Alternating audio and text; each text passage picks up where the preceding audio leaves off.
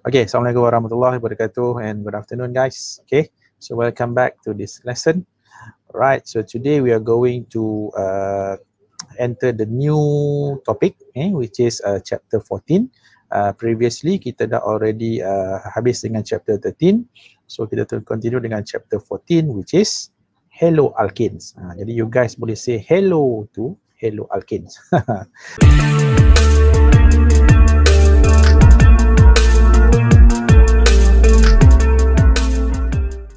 Right, jadi basically this chapter 14 guys, dia ada dua parts 14.1 dan 14.2. But untuk lesson kita pada hari ini, saya akan fokus pada 14.1 dulu. And in the next lesson nanti baru kita akan tengok pada 14.2 guys. Right, so in 14.1 you akan belajar apa tahu? Introduction to halo alkenes. Di mana saya akan perkenalkan pada you all dululah. Okay. Tentang halo alkenes, and then baru nanti kita akan masuk pada 14.2.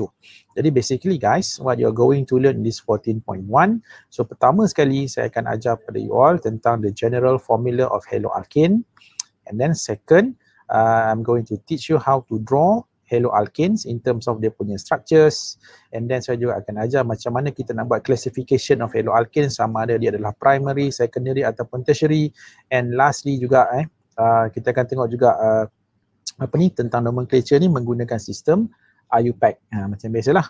And then last sekali dalam ataupun the third part of this lesson, saya akan ceritakan juga tentang serba sedikit tentang halo alkenes ni, di mana kalau you guys nak tahu kan, halo alkene ni dia ada halogen yang terikat dengan carbon, so itu menjadikan dia punya bond is polar.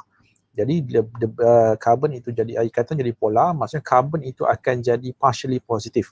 Jadi bila carbon itu jadi partially positive, so this carbon akan terdedah kepada attack ataupun serangan oleh nucleophile. Inilah basically apa yang insyaAllah saya akan cuba cover dalam this lesson. Okay guys. Okay, kita tengok yang pertama dulu halo alkenes ataupun also known as alkyl halides. Jadi both of this actually adalah benda yang sama. Kita boleh namakan dia sebagai halo alkene ataupun kita boleh namakan sebagai alkyl halides. Saya tunjuk contoh dekat skrin sekarang ni. For example, katakanlah kalau kita nak namakan ikut halo alkene, dia akan jadi contohnya, jadi saya menggunakan here, I'm using chloromethane as the example, chloromethane. Tapi kalau kita nak namakan dalam bentuk alkyl halide, dia akan jadi methyl chloride. Actually both of these adalah compound yang sama guys, compound yang sama, cuma the way we name this compound yang berbeza. Satu kita ikut halo alkene, satu kita ikut alkyl halides. Jadi dalam apa-apa pun it's up to you lah. Terpulang pada you nak guna mana satu, dua-dua boleh. Okay. And then what else yang you kena tahu? Okay. Sebenarnya this halo alkenes ni guys, kita boleh jumpa dia dalam kita punya persekitaran lah. Especially dalam algae, kita tahu algae kan? And then banyak juga terdapat dalam organisma lautan lah ataupun marine organism. And then this halo alkene juga guys, kalau you nak tahu, dia punya kegunaan sangat banyak, memang widely used lah, sangat banyak digunakan. Antaranya dia digunakan sebagai solvent, dia digunakan sebagai anesthetic. Tahu tak anesthetic? Anesthetic ni bius.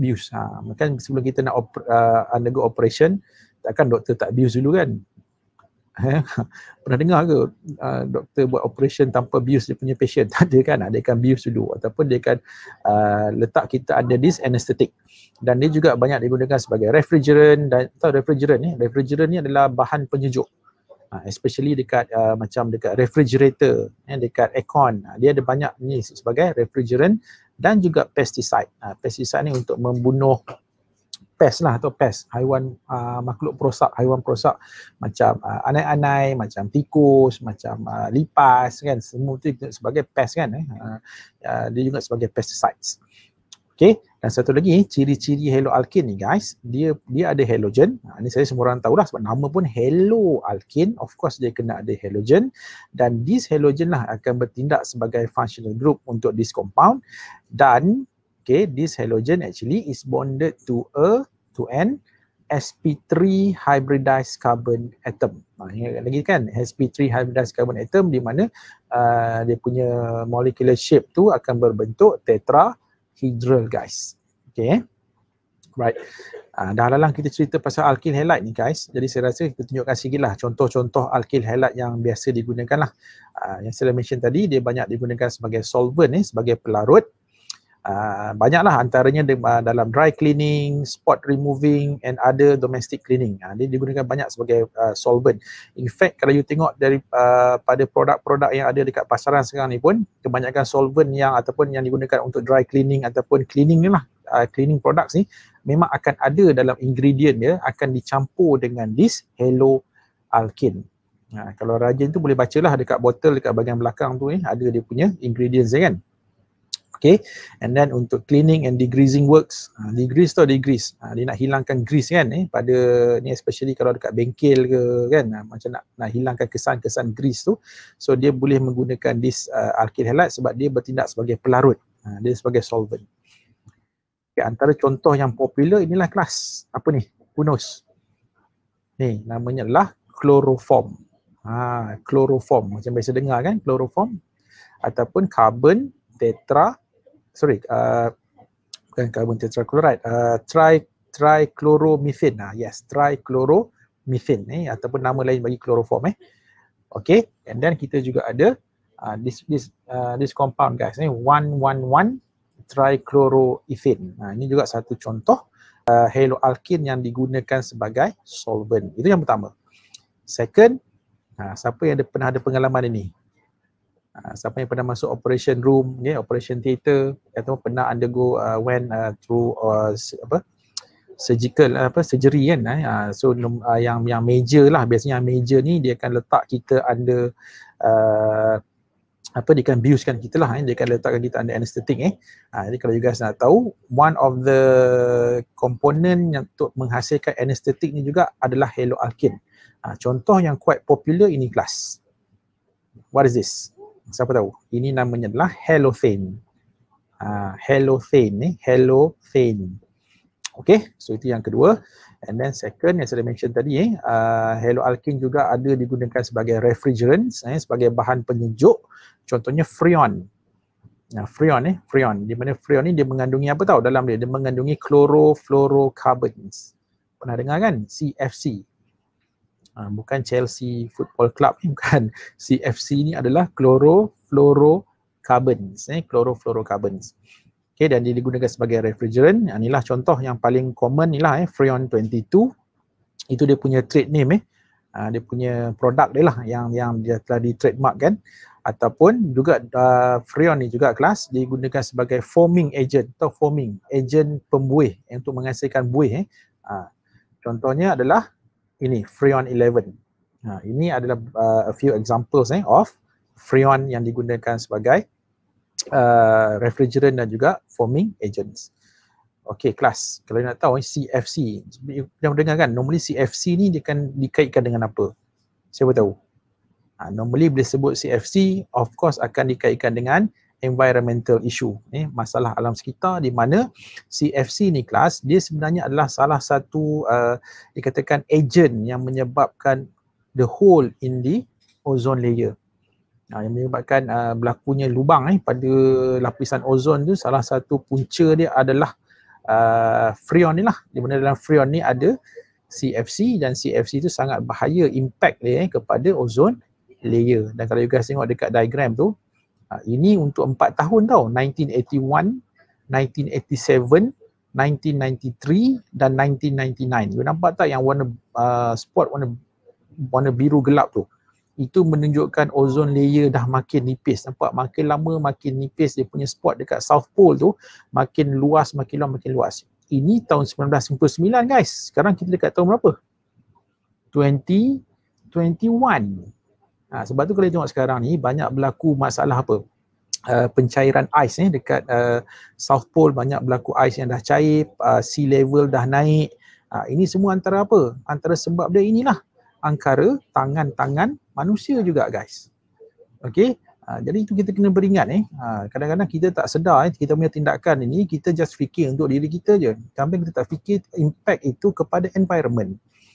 Okey, jadi sebab tu sekarang ni CFC ni dah tak digunakan sangatlah sebab dia punya impact pada environment especially untuk penipisan ozon layer tu sangat-sangat bahaya sebenarnya. Okay, so ni sedikit tentang CFC yang saya rasa you all patut tahu juga. Dan macam biasalah, if you guys want to know more about this, simply you boleh type saja dekat, cari search je dekat Google, cari tentang depletion of ozone caused by CFC. Okay, right. And then guys, apa lagi? Ni saya dah mention tadi kan, antara kegunaan haloalkane ni juga digunakan sebagai pesticide. Pesticide ni lah untuk nak menghapuskan makhluk perosak lah, macam serangga ke, rodents ke, macam tikus, macam apa lagi, anai-anai, termites kan. Okay, dan antara pesticide yang quite popular yang menggunakan haloalkane ni guys, this compound. Siapa tahu apa ni? Ini guys namanya adalah dichloro-diphenyl trichloroethane ataupun sangat popular dikenali sebagai DDT. DDT, bukan PDT, DDT, dichloro-diphenyl trichloroethane. Okay, this pesticide yang dihasilkan oleh DDT ni, dia bagus, dia efektif sebenarnya untuk menghapuskan pest. Tapi the problem with DDT ni guys, dia bersifat kita katakan long lasting. Maksudnya bila long lasting ni, dia punya racun itu akan kita katakan dia kekal ataupun dia punya residues tu akan accumulate dekat dalam environment. Maksudnya betul, katakanlah kita nak hapuskan tikus for example kan, so bangkai tu maksud dia punya kesan racun tu akan kekal. Contohnya kalau kita spray pada tanaman, jadi kesan racun DDT ni dia akan kekal dekat tanaman itu. Jadi masalah itu masalah dia.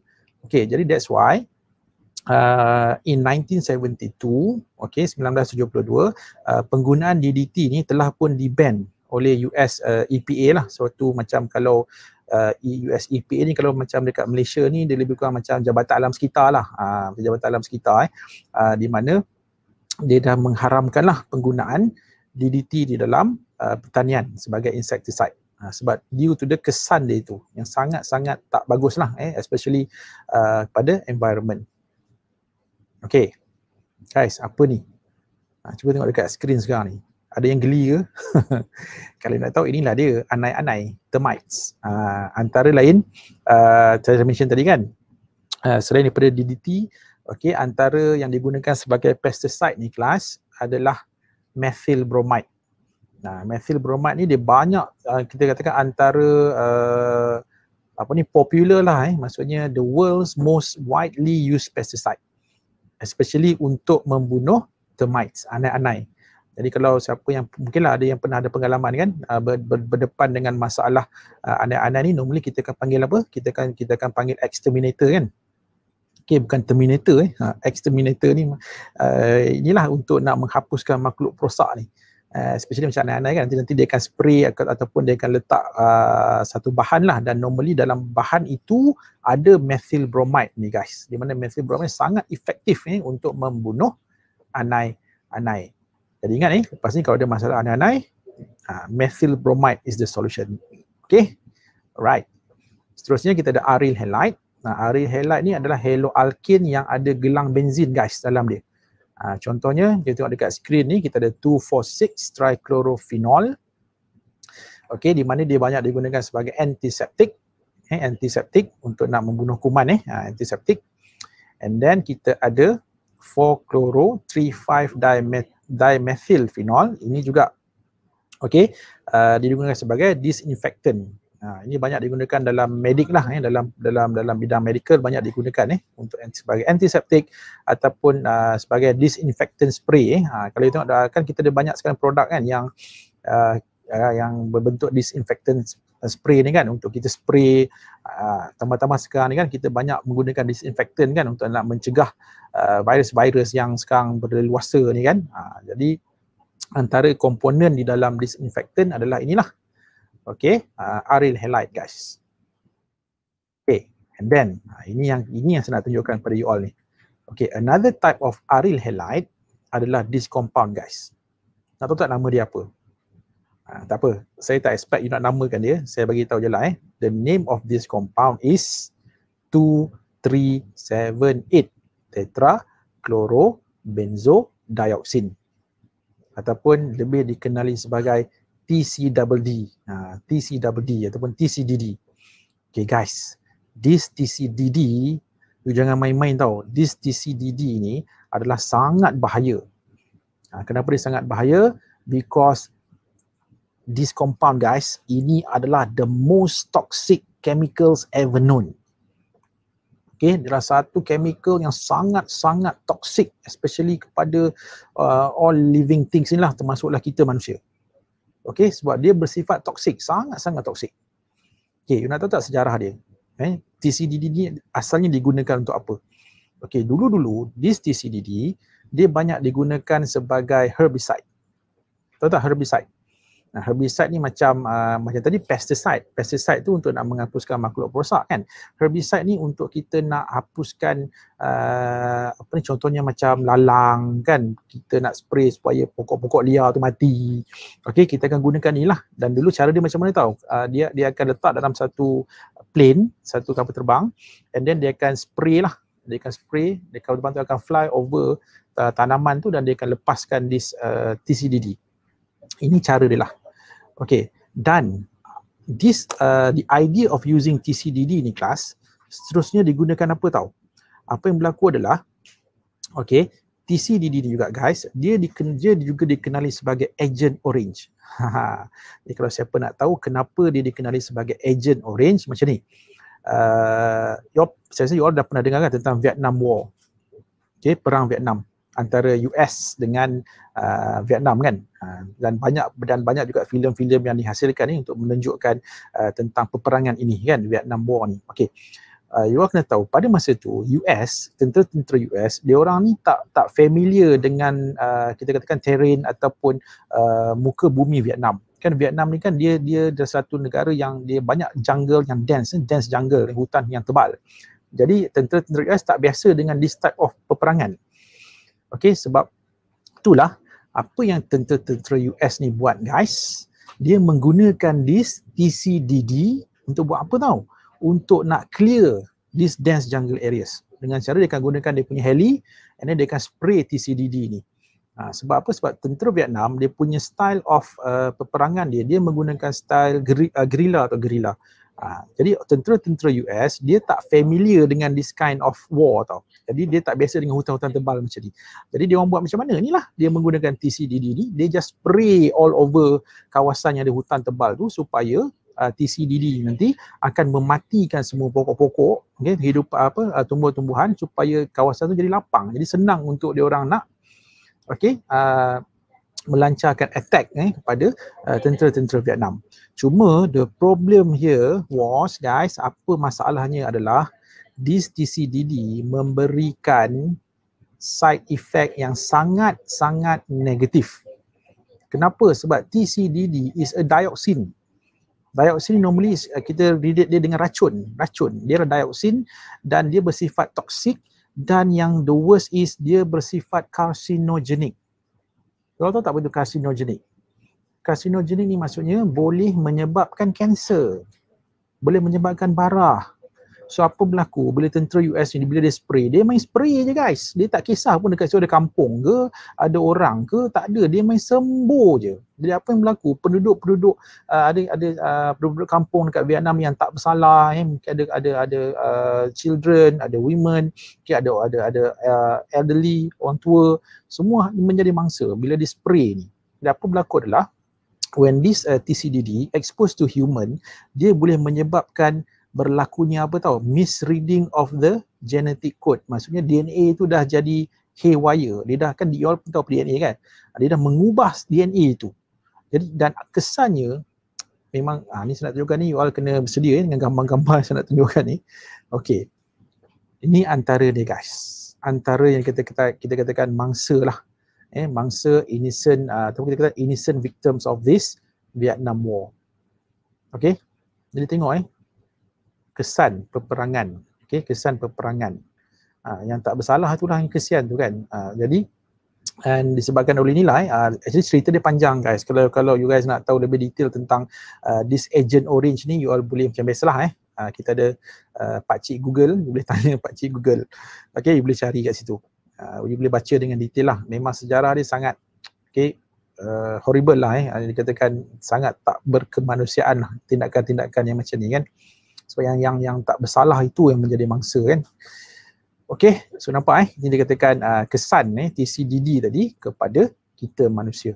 And in fact ada lagi survivor yang sampai sekarang masih hidup dan boleh nampak apa berlaku pada dia. Berlakunya deformation, ada yang tangan jadi kudung, macam banyaklah kesan yang disebabkan oleh this TCDD guys. Okey, jadi itulah dia basically sedikit tentang kegunaan haloalkanes Alright, kita teruskan.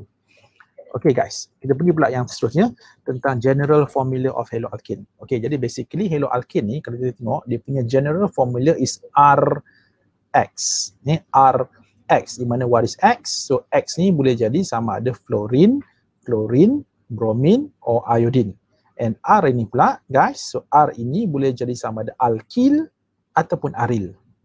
Kan contohnya kalau kita ada this formula, R itu adalah CnH2n plus 1, kita akan ada suatu acyclic haloalkane. Maksudnya haloalkane yang rantai lurus lah. Ataupun branch haloalkane. Dia bukan ring lah, dia tak berbentuk gelang Okey. Tapi kalau, tengok contoh kat sini, ini satu contoh. Acyclic haloalkane Alright. Nama tu nanti saya akan ajar kemudian. Okey, next. Kalau R is CnH2n minus 1, so kita akan ada cyclic haloalkane. Contoh dia apa? Ni kelas. Chlorocyclohexane for example. Okay, so inilah satu contoh cyclic haloalkane. And then kita ada juga aromatic haloalkane atau sekiranya R itu adalah aryl, aryl. So kita ada aromatic haloalkane. Apa yang paling common biasanya kita jumpa? Bromo, benzin, fluoro, benzin, iodo, benzin. Inilah chlorobenzene kan. So inilah examples of aromatic haloalkane. Okey, seterusnya kita pergi pula pada second part of this lesson. Kita akan tengok macam mana nak draw the structures, classify and also name primary, secondary and tertiary haloalkanes according to the IUPAC nomenclature guys. Alright, kita pergi pada classification dulu Okey. Okay guys, kalau nak tahu haloalkanes ini actually kita boleh classify dia kepada 3 different classes. Kita ada primary haloalkane, secondary haloalkane, tertiary haloalkane. Okay, kita ada 3 classes of haloalkanes. So macam mana nak kenal? Okay, senang saja guys. Sangat-sangat senang. Dia macam ni tau. Contohnya, kalau kita ada methyl halide. Kalau methyl halide ini maksudnya halide ataupun halogen. Okay, ni halogen is bonded to a methyl group. Kita sebut sebagai methyl halide. Ini contoh methyl bromide. Kalau dekat sini kita guna Cl, kita akan ada methyl chloride ataupun chloromethane. Ini dia tak ada kelas. Methyl halide dia tak ada kelas. And then kita ada primary haloalkane. Jadi kalau primary haloalkane, maksud dia apa tahu? Halogen ni is bonded to a primary carbon. Kalau halogen bonded to primary carbon, dia adalah primary haloalkane. Guys, ini penting tau. You kena kenal ini dulu. Classes of haloalkane ni. Sebelum kita nak masuk 14.2 nanti, you kena betul-betul kenal ni guys. Sebab apa saya kata you kena kenal? Sebab nanti bila you belajar reaction of haloalkanes ni, dia akan ada beza. Ada reaction berlaku untuk primary, ada reaction akan berlaku untuk tertiary haloalkane ataupun secondary haloalkane. Jadi you kena kenal ni guys. Make sure sebelum you masuk 14.2, okay, pastikan dah clear tentang classification of haloalkanes Okay, so here saya menggunakan contoh ini. Kita ada apa ni guys? Kita ada chlorine. Nampak tak? This chlorine is bonded to a primary carbon kan? Sebab apa? Sebab this carbon here bonded to satu alkyl sahaja. Ataupun ni nama dia kalau you guys nak namakan chloropropane lah ataupun propyl chloride. Okay, and then kalau kita ada secondary haloalkane, okay, jadi X itu ataupun halogen is bonded to a secondary carbon. Secondary carbon. Contohnya dekat sini, dia ada apa ni? 2-bromopropane. Okay, so satu contoh secondary haloalkane. Okay, next. So kalau tertiary haloalkane, macam mana? Jadi halogen, senang saja. Halogen tu, dia akan bonded to a tertiary carbon guys. Nampak? Dia bonded to a tertiary carbon. So ini adalah tertiary haloalkane. Contohnya, kat sini lah. Kalau you boleh tengok kat sini, kita ada tertiary butyl bromide. Tertiary butyl bromide ni satu contoh tertiary haloalkane. Right, ini kita tengok pula sedikit tentang aryl halide. Kalau nak tahu aryl halide, dia adalah halogen, dia punya halogen is directly bonded to aromatic ring. Contoh macam tadi itulah bromo benzin. Itu aryl halide. Okey, ini jangan keliru Kadang-kadang ada juga yang kata ini aryl halide. Contohnya apa tahu ni? Class, this is not aryl halide. Jangan salah faham, ini bukan aryl halide. Ini adalah apa ni? Ini adalah benzyl halide. Ingat lagi tak benzil kan struktur ni? Kita sebut benzil kan? Ni benzil. Okay, benzyl halide. Benzyl halide is not an aryl halide. Jangan keliru Ataupun contoh macam ni, kita ada benzyl chloride. Okay. Right, itu sebut sedikit lah tentang classification. Okay, nak test whether you all okay atau tidak tentang classification ni, cuba kita buat soalan ini guys. So let's classify the class of haloalkanes below. So let's do this together. So kita ada haloalkane, apa ni? Yang pertama, bromoethane. Okay guys, come on. Bromoethane. So this is bromine bonded dengan apa? Ni carbon kelas apa? Primary. So kita akan ada primary haloalkane. Okay, second, tengok pada halogen ni dekat mana? Halogen ni dekat secondary carbon kan? Ni kan secondary carbon. So bila halogen bonded to secondary carbon, so this is a secondary haloalkane. And then the third is kita ada bromine bonded dengan this carbon. Okay guys, so ini apa ni? This carbon. So this carbon actually is a tertiary. Kalau you tak nampak structure macam ni, expandkan dia, kembangkan dia. Ni kalau kita kembangkan, kita akan dapat macam ni guys, dia punya structure. Nampak? Bromine bonded dengan apa? Carbon ni. Ni kan tertiary carbon kan, dia bonded dengan 1, 2, 3 methyl kat situ. So this is a tertiary carbon, therefore this is a tertiary haloalkane. And how about the next ataupun the last compound here? Kita ada chlorine. So this is the chlorine atom, the halogen bonded to this carbon. Okay guys, so this carbon kelas apa ni? Nampak dia bonded dengan berapa carbon? 1, here dia bonded dengan 2, and then here dia bonded dengan 3 kan? Jadi 1, 2, 3, maksudnya this is also a tertiary carbon, therefore this is a tertiary haloalkane. Okay, tertiary cyclic haloalkane to be exact lah. Okay, so itu untuk this question guys. Okay, so siapa yang jawab dengan betul? Tahniah. Okay, good job guys, good job. Right, seterusnya kita pergi kepada the next adalah IUPAC nomenclature. Macam mana kita nak menamakan haloalkanes ni guys mengikut sistem IUPAC. Okay, sebenarnya kalau you nak tahu kan, nak menamakan haloalkane ni, dia sebenarnya sama je macam you ingat tak bila kita namakan alkane yang lepas dalam chapter 12.1, alkane yang ada halogen. Actually bila you namakan alkane yang ada halogen itu sebagai substitute, itu actually kita dah menamakan haloalkane lah sebenarnya. You pun dah belajar lah sebenarnya benda ni. Cuma ni kita cuba refresh balik lah apa yang you dah belajar dalam yang alkane yang ada halogen yang lepas kan. Okay, jadi to name haloalkane sama juga. First, macam biasa, kita akan locate and number the parent chain from the direction that gives the substituent the lowest number. Lepas tu second, sekiranya dalam tu ada halogen kan, so kita akan gunakan prefixes apa? Fluoro, kloro, bromo ataupun iodo. Dan sekiranya ada lebih daripada satu, kita akan susun dia mengikut alphabetical order together dengan substituent yang lain lah. Okay, now tak apa, kita tengok contoh supaya lebih senang nampak.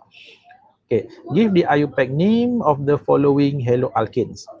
Okay guys, jadi macam biasa kita akan buat apa? First kali, kita akan look for the longest continuous carbon chain.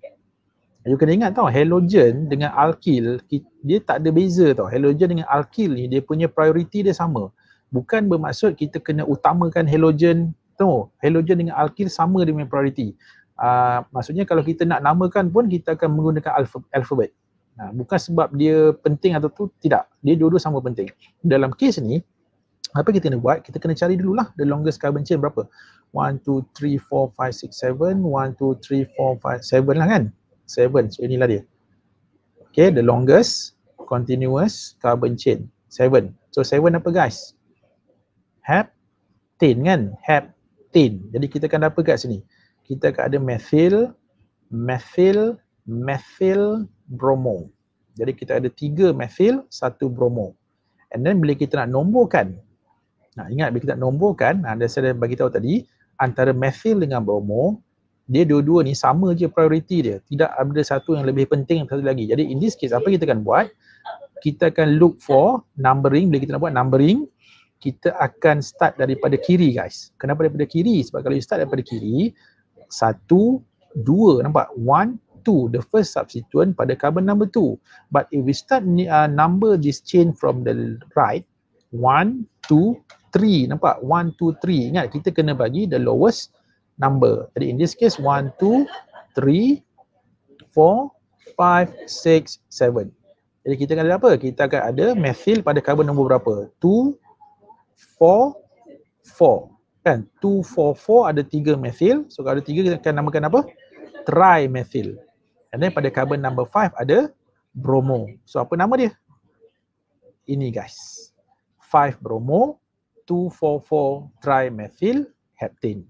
Ingat bromo B, methyl M. So B dulu. B dulu baru M guys. Okay, so clear everyone? Kita tengok pula the next. Sama juga, ini the longest carbon chain. So kita akan ada 1, 2, 3. 1, 2, 3. So these 3 are the substituents. Okay. And then kita akan nomborkan lah. So nomborkan daripada mana guys? Left or right? Kiri, kanan, kiri, kanan. Mana satu? Daripada mana? Daripada kiri. Yes, daripada kiri. Jadi 1, 2, 3, 4, 5, 6, 7. So 7. Sama macam atas juga. Kita ada suatu heptane. Kenapa saya nampak macam sama tapi lain ni dua compound berbeza ni. Okey. Jadi longest carbon chain 7. So kita ada apa? Kita ada bromo pada carbon number 2, methyl pada carbon number 4, bromo, another bromo pada carbon number 5. So ada 2 bromo kan? So di bromo apa? 2, 5 di bromo, 4 methyl heptane guys. So inilah dia. Okay, 2, 5 di bromo, 4 methyl heptane. Okay, tengok pula the next. So the next, the longest carbon chain is inilah. Okay, the longest carbon chain kan 1, 2, 3, 4, 5, 6, 1, 2, 3, 4, 5, 6, 6 kan. So 6 kita ada apa ni? Kita ada 1, 2, 3, 4, 5, 6. Jadi kita ada 2 kloro pada carbon number 2, carbon number 4, ada 1 methyl pada carbon number 3. So apa nama dia guys? Yes, 2,4 dichloro 3 methyl hexane. Okay, so this is the name of this third compound guys. Okay, kita move on to the next. Banyak lagi ni. Tak apa, insyaAllah kita cuba buat satu-satu. Okay, so harap bersabar.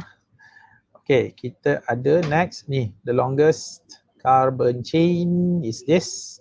1, 2, 3, 4, 5, 6. Kan 1, 2, 3, 4, 5, 6. Okay guys, kali ini kalau you guys tengok, bila kita buat numbering, either one lah, daripada either direction, daripada left ke, from the right ke, kita akan dapati the first substituent carbon number 2. Ini pun the first substituent pada carbon number 2 juga. So from where actually should we start numbering? Kalau kita jumpa case yang macam ni, di mana dia mempunyai distance yang sama from the left ataupun from the right, kita kena ikut alphabetical order. Jadi bromo starts with B, methyl starts with M kan. Jadi kita kena utamakan bromo ini. So that's why kita akan buat numbering daripada kiri guys. Jadi 1, 2, 3, 4, 5, 6. So in this case apa nama dia? 2 bromo, 5 methyl hexane. Bukannya 5 bromo guys.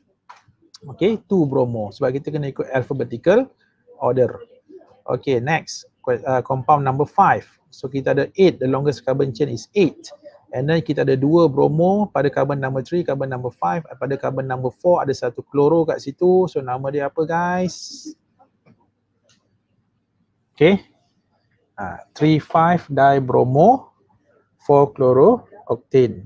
Okay, so ada yang cuba jawab ni. Siapa ni? Sofia Arifah. Okay, betul? Itu untuk yang tadilah. Untuk yang soal compound number 4 tadi. Yes, correct. Okay. Kita teruskan. Okay. Then compound number 6. Apa ni guys? The longest carbon chain berapa? Ni pun jangan salah faham Bila dekat skeletal structure ni, pada penghujung ni ada atom lain, dekat sini dah tak ada carbon tau. Jadi carbon sampai mana? Carbon adalah sampai sini saja guys. Ini saja carbon atoms. 1, 2, 3, 4. Here dah tak ada carbon ni. Ini dah sebab kita dah letak I kat sini. Jadi sekarang the longest carbon chain berapa ni? 1, 2, 3, 4. Jadi in this case kita nak nombor daripada mana? From ni lah, sebab ini the first substituent daripada carbon number 1 kan. Ini kalau kita nombor daripada kiri, dia dekat nombor 2. 1, 2, 3, 4 guys. Okay, 4 1, 2, 3, 4. 1, 2, 3, 4. Apa ni? Ni methyl, ini iodo. Iodo dengan methyl mana dulu? Iodo dulu lah kan? Sebab iodo starts with I kan, methyl starts with M kan. Jadi kita akan ada 1 iodo, 3 methyl butane. And then the last, ataupun yang ke-7. Okay, so what do we have here? Okay, you guys boleh tengok dekat sini. Kita ada the longest carbon chain is this. Okay guys, kali ni kita ada 2 halogen yang berbeza. Satu bromo, satu kloro. And then kita ada methyl kat sini.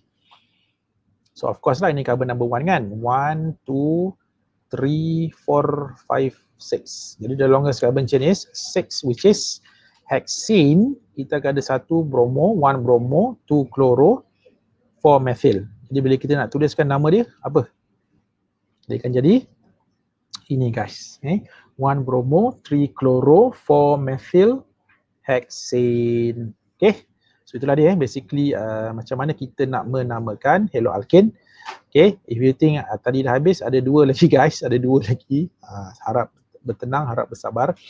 Okay, tak apa, benda ni bagus sebenarnya untuk melatih you all lah.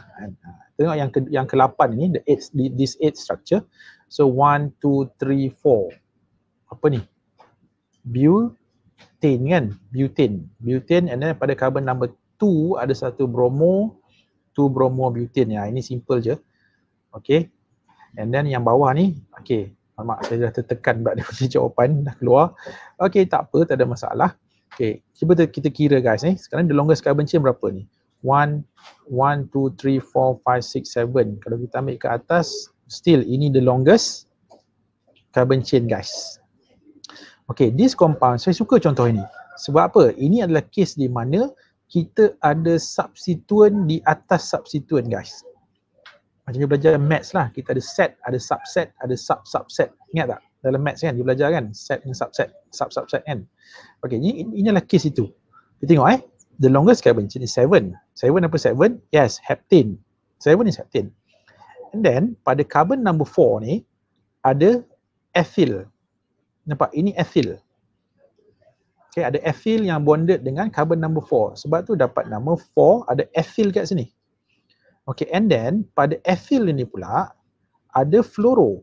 Nampak tak? Fluorine ni dia bonded to this ethyl dan ethyl ini bonded to this heptane. Itu saya kata tadi, ini adalah case kita ada the case of substituent di atas substituent. Menarik kan? Okay, jadi dalam case ni guys, dia macam ni tau. Kalau kita jumpa case macam ni, kena ingat carbon which is bonded to the main chain ataupun parent chain, itu kita akan assign as carbon number 1. Jadi untuk ethyl ini guys, this carbon here, this carbon ni, ini kita letak di nombor 1. Carbon number 1, carbon number 2. Maksud dia apa? Maksudnya fluoro ini guys, dia bonded to this carbon number 2. Sebab tu dia jadi 2-fluoroethyl. And since kita ada substituent di atas substituent, untuk mengelakkan confusion, mengelakkan kita keliru, that's why here you kena letak bracket, kena letak parenthesis ni, kena letak kurungan. Menunjukkan apa? Menunjukkan this 2-fluoroethyl, the whole of this 2-fluoroethyl is bonded to carbon number 4 of heptane. Sebab tu dapat nama 4-2-fluoroethyl dalam kurungan heptane. Okay, jadi tu saya contoh ni bagus untuk memberi pada you all satu kesedaran lah tentang memang ada structure yang macam ini guys. Okay, right, kita teruskan. Ada lagi tak? Ada lagi, saya ingatkan dah habis. Ada lagi guys, ada lagi. Okay, kalau tengok structure number 10, kita ada apa ni guys? Kita ada apa ni? Ingat tadi tak benzyl chloride tadi kan? Ini adalah benzyl chloride, ataupun kita boleh namakan dia sebagai chloromethyl benzene. Kali ni semua contoh yang melibatkan ada ring ada ring yang Aromatic dan bukan aromatic. Okey, chloromethylbenzene ataupun kita boleh namakan sebagai benzyl chloride. Okey, untuk yang 11 ke-11 ni kita ada 2-chloro 1,1-dimethyl cyclopentane. Maksudnya okey, dalam kes ni ini akan jadi carbon number 1 guys. Carbon number 1, carbon number 2. Sebab kita kena utamakan carbon number 1 inilah sebab dia ada dua alkyl. Dia ada dua methyl kat sini, so this should, kita kena bagi priority to this carbon here 1, 2, 3, 4, 5. Jadi 1 dimethyl, sini kita ada chloro, carbon number 2 dia. So dia dapat nama 2-chloro 1,1-dimethyl cyclopentane. And then structure yang ke-12. So which carbon should we assign as carbon number 1? Ingat chloro ataupun methyl?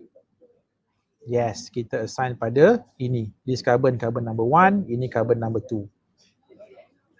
Okay, macam sama je dengan yang atas ni guys. Yes, benda yang sama lah.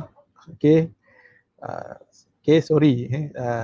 Ni soalan yang redundant benda yang sama sebenarnya. Okay, patut jadi banyak benda yang sama. Okay, tak apa, kita abaikan benda yang sama. 12 ni sama dengan structure 11 sebenarnya. And then 13, what is that? What is that guys? Kita ada benzene ring bonded dengan CH3 ni apa guys? Ini adalah toluene. Kan? Kita ada toluene, dia punya parent, dan kita ada chloro which is bonded to carbon number 2 kan? Ini carbon number 1, ini carbon number 2, ataupun kita boleh guna apa? Sistem orto meta para. Jadi in this case kita ada apa guys? Kita akan ada ortochlorotoluene ataupun kalau you nak guna numbers 2-chlorotoluene. Okay, and then last sekali, sekarang yang last ni, yang 14 yang terakhir. Okay, so kita ada apa ni? Kita ada ini carbon number 1. Sebab there is only satu carbon saja yang ada dua halogen kan, tak ada kat tempat lain. Ini kan carbon number 1 lah. Apa ni? 1 iodo. Okay, apa ni? Walaupun nampak kat sini ada H, saja je letak H ni kan. Sebenarnya H ni sini pun ada H juga kan, hidrogen je. Jadi apa ni kelas? Okay, iodo, cyclohexane. Jangan lupa sebab ni berbentuk cyclic. Kalau you jawab iodohexane salah sebab ini bukannya straight chain. Ini adalah cyclic cyclohexane. Jadi you ada iodocyclohexane guys. Okay. So nampak So itu untuk case di mana dalam structure itu just ada halogen dengan alkyl saja. Seterusnya kita nak tengok pula guys, macam mana pula kalau dalam compound itu ada halogen dan ada juga functional group yang lain. Contohnya macam carbon-carbon double bond, nampak? Dalam tu juga ada carboxyl, ada halogen, ada carboxyl. Macam ni kan, dia ada halogen, dia ada carbon-carbon double bond. Dalam kes yang ni dia ada halogen, dia ada hydroxyl. Lepas tu dalam contoh kat bawah ni dia ada halogen, lepas tu dia ada carbonyl untuk aldehyde. So kalau kes yang macam ni, macam mana kita nak menamakan this compound? Okay, saya nak bagi tahu. Untuk kes macam ni guys, actually there is a table yang you all boleh gunakan yang kita sebut sebagai table of functional group priorities. Okay, kan you belajar banyak kan functional group. Sangat banyak functional group. Okay, kalau you guys nak tahu, dalam kesemua functional group you dah belajar ni, yang paling keutamaan, yang paling kita berikan keutamaan adalah carboxylic acid. Contohnya, kata dalam compound itu ada carboxyl, dalam compound itu juga ada apa tadi, halogen kan? Ada halogen. Jadi keutamaan kita kena bagi pada carboxylic acid. Kalau itu ada guys dekat table ni, dekat mana kedudukan halogen dekat mana? Ni guys, bawah sekali ni. Carta ni dia yang paling corot. Dia paling bawah sekali. Maksudnya dia yang paling tak penting. Sebenarnya kalau guys nak tahu, alkane, ethers dengan halide ni, dia tiga-tiga ni adalah antara yang tak penting lah.